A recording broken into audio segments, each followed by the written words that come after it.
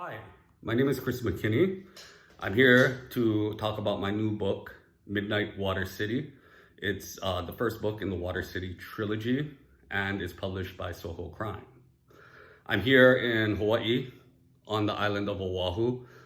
This is where I was born and raised. I spent, as you can imagine, the vast majority of my life near the ocean. So when I decided to embark on my first sci-fi project, I figured why not set it here?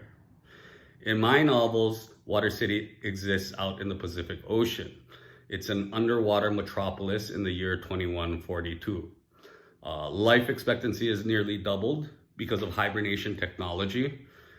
And the richer you are, the deeper in the ocean you live. It's been said many times before that we know more about Mars than we do our own oceans. And I simply imagine a future where that's just not true anymore. The first book, Midnight Water City, begins with the murder of the most famous person in the world, an astrophysicist named Akira Kimura. She, some 40 years before, was credited with saving the world from disaster. Her old friend who used to run security for her, a cop with special sensory abilities, is on the case.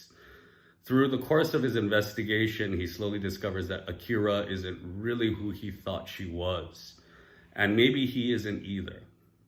I suppose you could call Midnight Water City a neo-noir procedural, but it also touches on larger things as well. For example, how can a new religion be born in a technologically advanced world? Do we truly know the limits of human perception? The Water City trilogy itself, as far as on a whole, is a crisscrossing of genres. They all fall under the umbrella of speculative fiction, but book one is also part mystery.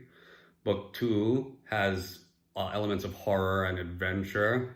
Book three, which I'm working on now, touches a little bit on the dystopian and the post-apocalyptic. The constants through all three books is, for example, the IE, which is, imagine a futuristic smartphone that's a floating orb that is neurally linked to its users. The other consistent thing is the uneven and unpredictable nature of technological advancement. And of course, the ocean is featured in all three books. When I started writing book one, Donald Trump just became president. While I was in the middle of a draft of book two, a pandemic erupted.